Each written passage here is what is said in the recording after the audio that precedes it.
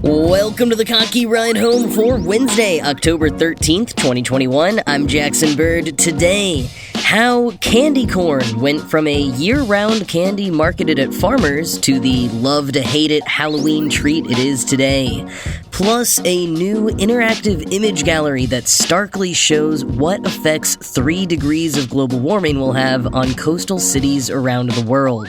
And in 10 years, one of the biggest comets ever recorded will be passing by Earth. Here are some of the cool things from the news today. So maybe you've seen online, or possibly even in real life at the grocery store, Brach's, the top purveyor of candy corn in the US, has released a turkey dinner blend of candy corn. Looks like something out of a retro-futurist menu for the 21st century. Now, this is their second year getting in on the Thanksgiving market. Last year, they released a bag that had candy corns colored and flavored like roasted turkey, green beans, cranberry sauce, stuffing, glazed carrots, and sweet potato pie. This year, the carrots and sweet potato pie have been replaced with coffee and apple pie. Now, if part of your reaction, after fascination and maybe disgust, was that Brach's needs to stay in their lane, they've got the Halloween market, stop trying to branch out to other holidays, well, then you may be intrigued to discover that candy corn was not originally a candy made exclusively for or sold just during Halloween. In fact, it wasn't originally called candy corn at all. The exact origins are murky, but the candy is usually thought to have been invented by George Renninger of the Philadelphia-based Wonderly Candy Company, probably sometime in the 1880s.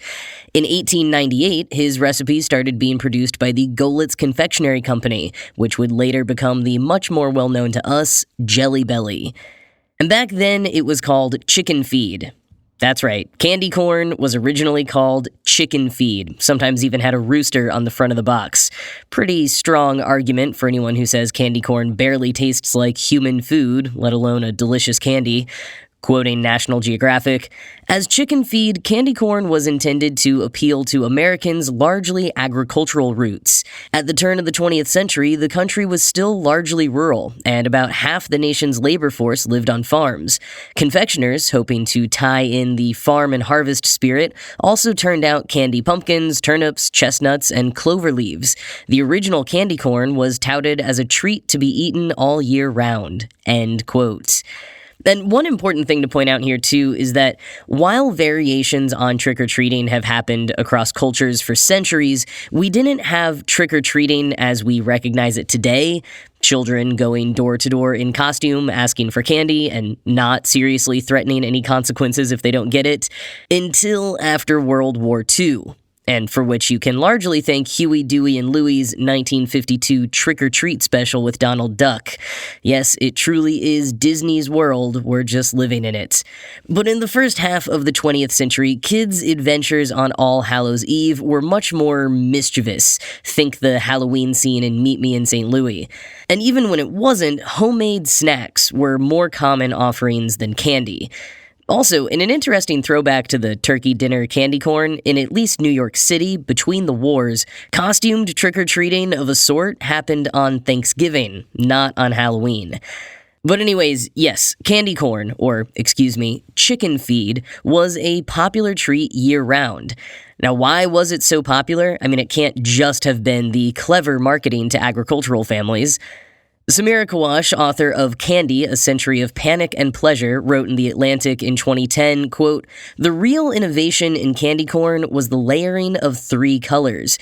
This made it taxing to produce. All those colors had to be layered by hand in those days, but the bright, layered colors also made the candy novel and visually exciting." End quote.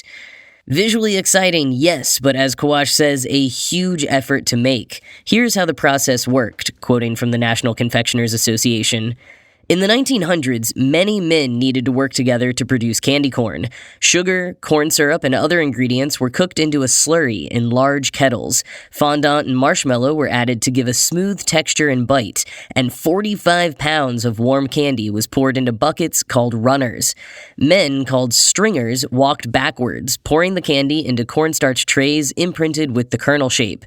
It took 3 passes to make the white, yellow, and orange colors. Originally, it was delivered by wagon in wooden boxes, tubs, and cartons. The process of making candy corn is very similar today, but now machines do much of the work. Manufacturers use a cornstarch molding process in which kernel-shaped depressions are made in a tray of cornstarch. Candy corn is made from tip to tip in 3 color passes. First, the depression is filled with partially set white candy, known as mellow cream. Next, the orange mellow cream is added. The mold is then finished by adding the yellow mellow cream, and the entire candy is cooled. After it's finished cooling, the tray are emptied and a confectioner's glaze is added to make the kernels a little shiny. At last, the little candy corns are ready to be eaten. End quote. And if you want to see the process in action, I put a link in the show notes to an old 2008 Food Network special showing the making of candy corn. But on that confectioner's glaze, you may have heard before that confectioner's glaze is made from bug secretions, which is true. It's technically just shellac, the same thing used to varnish furniture, only in very small amounts. Quoting McGill University, "This varnish, or shellac, is the resinous exudate produced by the female Indian lac bug, an insect that spends its whole life attached to a tree, sucking its sap and converting it into the familiar sticky substance that has long been used to provide a glossy protective coating on wood. It takes about 100,000 insects to produce a pound of red-tinged resin." End quote. And that resin is coating your candy corn. But not just your candy corn, also jelly beans, chocolate mints, all kinds of candies, and even some ice cream cones and pills.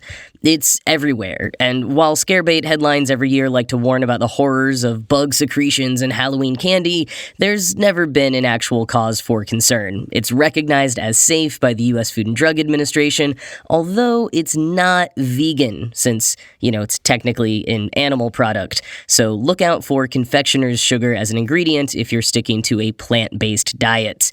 But speaking of plant-based diets, back to corn.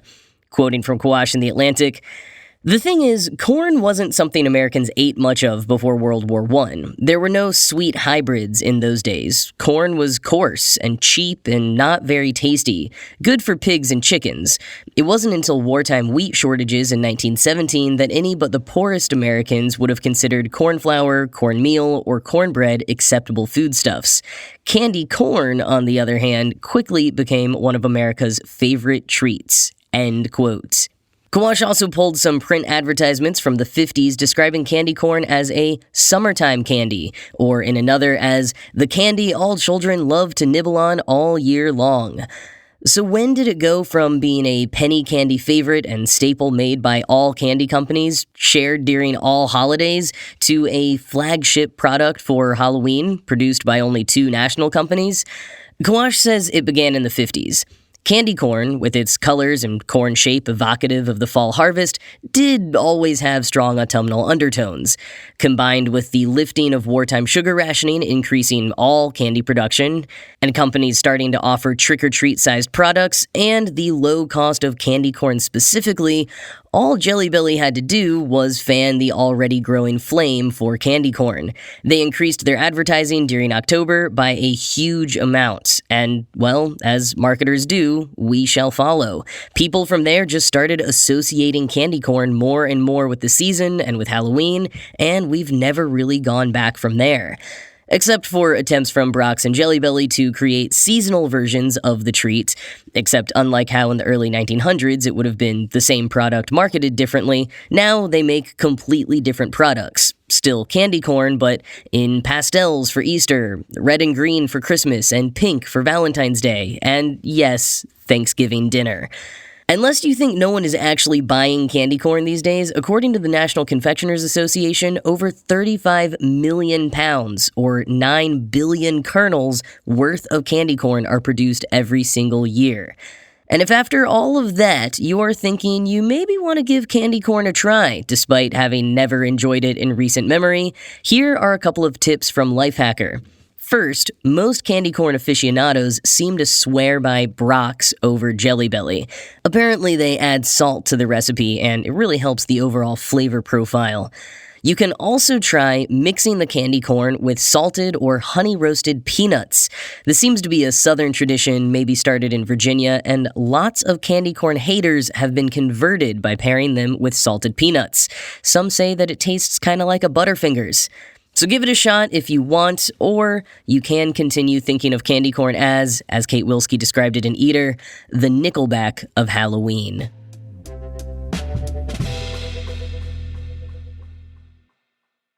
If during your darker moments of reckoning you've ever wondered what particular parts of the world might look like a century or so from now, given everything we keep hearing about rising sea levels, now you can take a look. Nonprofit advocacy group Climate Central just published an interactive map and interactive image gallery which depicts the results of various degrees of increased global warming in over 100 coastal cities in 39 countries. The visuals accompany new research also published today from Climate Central in conjunction with Princeton, Potsdam, and Columbia. And most of the visuals on the site have sliders so that you can adjust 2 different points of warming to compare with each other. By default, they're set to 1.5 degrees Celsius and 3 degrees Celsius above pre-industrial levels, those 2 hallmark numbers we keep hearing about. Quoting The Verge, "Even 1.5 degrees Celsius of warming will expose more people around the world to disastrous flooding, but it's considered a sort of best-case scenario for limiting the effects of climate change. The world, unfortunately, is still on track to reach close to 3 degrees of warming in just 79 years. The renderings don't take into consideration how levees might be able to hold water back. The authors of the research write that city planners will need to defend against encroaching waters." End quote. And yes, while the renderings don't take into account all of those details, they make their point pretty clearly. 3 degrees of warming gives the San Francisco Museum of Modern Art its own moat, and makes Havana look like, as The Verge put it, quote, "straight out of the myth of Atlantis," end quote. And quoting further from The Verge, "At least 10% of the global population lives on land that could be inundated at high tide with 3 degrees Celsius of warming," the researchers found. The risk isn't spread evenly. Many low-lying, small island nations could be completely swallowed up. Many Asian countries could be particularly hard hit. China, India, Indonesia, Vietnam, and Bangladesh have the biggest populations living in places that could one day be below the high tide line. Sea level rise is threatening not just our heritage, but also our future. Anders Leverman, one of the authors of the new research paper and a professor at Potsdam Institute for Climate Impact Research, said in an email to The Verge, "The pollution choices that nations make in the years to come will determine how much of the cities in which we live today can be preserved and where their next generations can safely live." And continuing from The Verge, while it could take centuries for sea levels to completely drown many places, the climate crisis is already causing big problems now. About a quarter of all critical infrastructure in the U.S. faces flood risk that could render them inoperable, according to a recent study by nonprofit research group First Street Foundation, end quote. And as this study's lead author Benjamin Strauss said to The Guardian, referencing the upcoming UN climate conference COP26, quote, "The decisions that we make at Glasgow and the actions that we take this decade will ramify for hundreds and thousands of years. This group is going to be remembered for what they chose.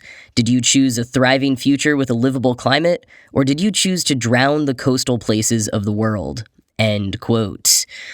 Looking at the images in this gallery made me think maybe this is why they live in buildings on those giant sticks in the Jetsons.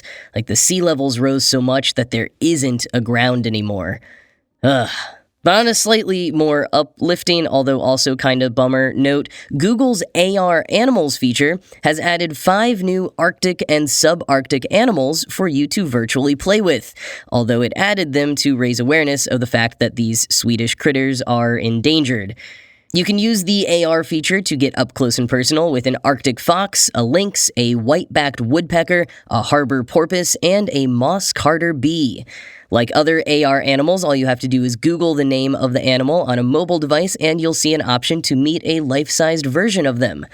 It's a feature that I stumbled on completely by accident early on in the pandemic, and I gotta say, it's pretty rad. They even have dinosaurs. You can put a T-Rex in your living room. Almost. It doesn't usually fit, but it's still cool. So after you explore the visualizations about how our world is slowly drowning and reflect on these 5 endangered Swedish species, you can try to distract yourself with some AR bunny rabbits or something.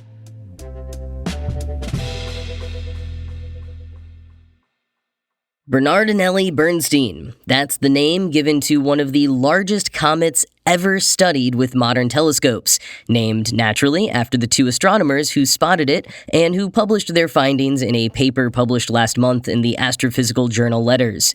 In their paper, they call it the nearly spherical cow of comets due to its shape and enormous size.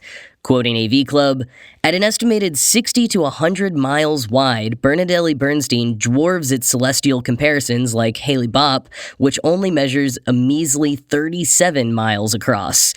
It's pristine, University of Pennsylvania astronomer Pedro Bernardinelli explains of their beloved bovine comet.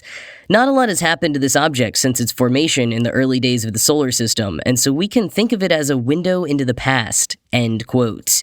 Most comets that we've been able to study thus far have changed a lot over time, the Daily Beast points out. They were small and got fragmented, or, like Icarus, they flew too close to the sun, which altered their chemistry. Neither has happened to this colossal comet yet, so scientists are very hopeful about what they could discover about the origins of the solar system through it.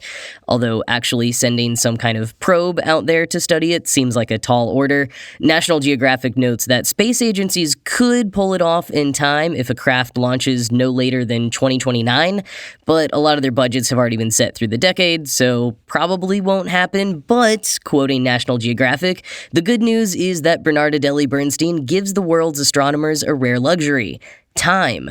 The Vera C. Rubin Observatory in Chile, set to come online in 2023, will be able to track the object for at least the next decade, if not longer. Along the way, the state-of-the-art telescope will transform our view of the solar system and likely uncover many more comets like Bernardinelli Bernstein, end quote. So even if a spacecraft doesn't go explore it, we'll be getting some cool images as it comes closer over the next decade before it hits its closest approach to the sun in 2031.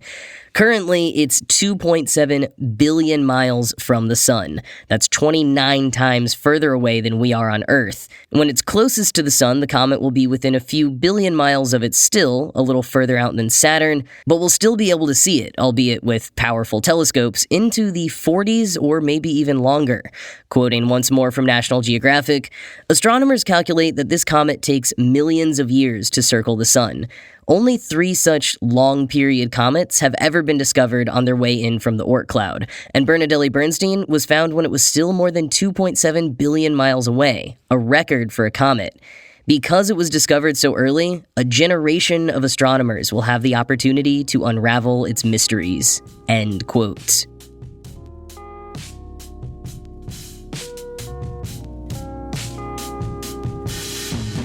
Remember last month when I told you about NASA's Lucy mission that's going to be going out to Jupiter's Trojan asteroids? Well, the launch window for the spacecraft begins this Saturday, and so far they are planning liftoff for that morning. Coverage will begin on NASA's social media channels at 5 a.m. Eastern Time, although of course it will be years before we actually get any images back or anything, so this is not really a blink and you'll miss it situation, but still cool to follow along with nonetheless.